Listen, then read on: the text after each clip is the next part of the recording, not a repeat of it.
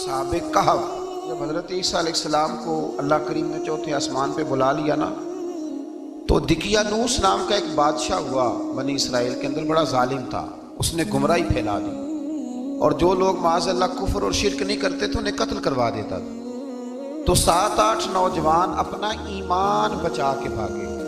او ہو اللہ، ساری دنیا مال بچا کے بھاگتی، وہ 7-8 نوجوان اپنا ایمان بچا کے بھاگے کہ یہ ہمیں کہیں کفر کی طرف نہ لوٹا دے۔ تو جا کے ایک غار کے اندر چلے گئے، تو ایک کتا بھی ان کے ساتھ ہو گیا۔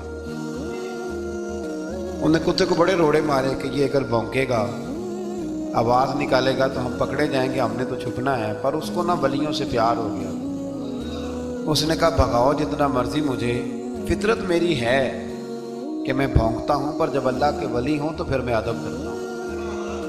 یہ قرآنی واقعہ ہے۔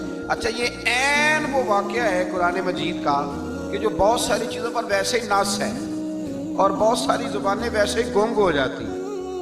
تو وہ 6-7 لوگ تھے، وہ چلے گئے غار کے اندر، جا کے انہوں نے پناہ لے لی۔ بادشاہ کو پتہ چل گیا کہ غار کے اندر ہے۔ اچھا، اللہ کی قدرت جیسے ہی داخل ہوئے انہیں نیند آ گئی،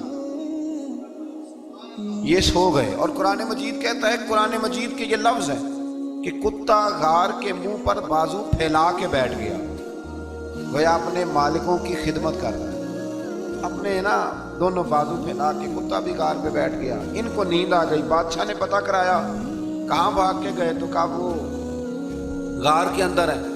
بادشاہ کہنے لگا کہ ان کی سزا یہ ہے کہ ایک دیوار چن دو غار کے منہ میں، غار کوئی بند کر دو۔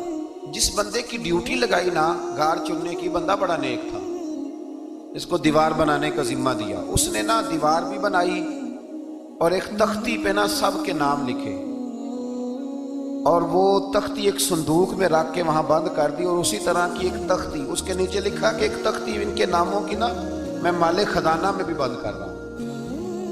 اللہ تبارک و تعالیٰ کی قدرت کے بعد مفسرین نے لکھا ہے وہ 300 سال تک سوئے رہے۔ 300 سال کے بعد اس طرح ہوا کہ حکومتیں بدل گئیں۔ بیدروس نام کا ایک بادشاہ آ گیا، وہ بڑا نیک دل تھا، اس نے ہر طرف حضرت عیسیٰ علیہ السلام کی شریعت کا پھر سے نعرہ بلند کیا۔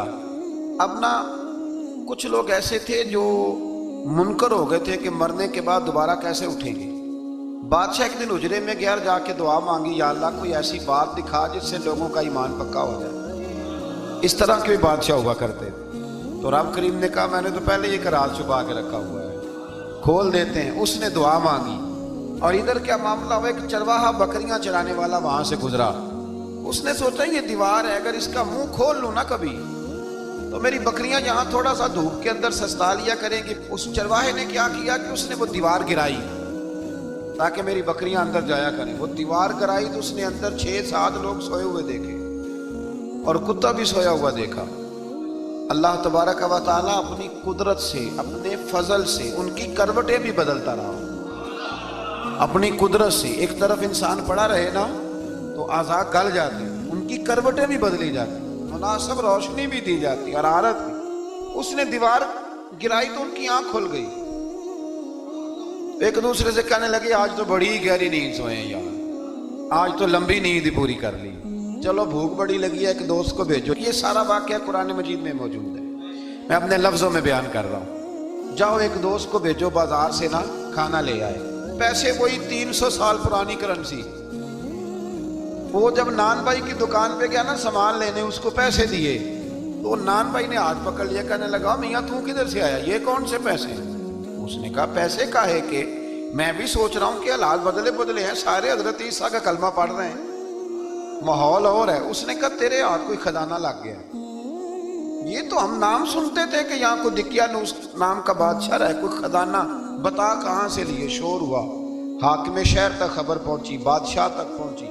اس نے بتایا کہ بھئی ہم تو دقیانوس کے ڈر سے بھاگے ہیں، کل بھاگے ہیں یا آج سویرے، اتنا زیادہ ہمیں پتہ نہیں، کل یا آج سویرے بس نا اتنا سا ہمیں یاد ہے کہ ہم گئے تھے۔ بہرحال لوگ جمع ہو گئے، اکٹھے ہو گئے، غار تک پہنچے۔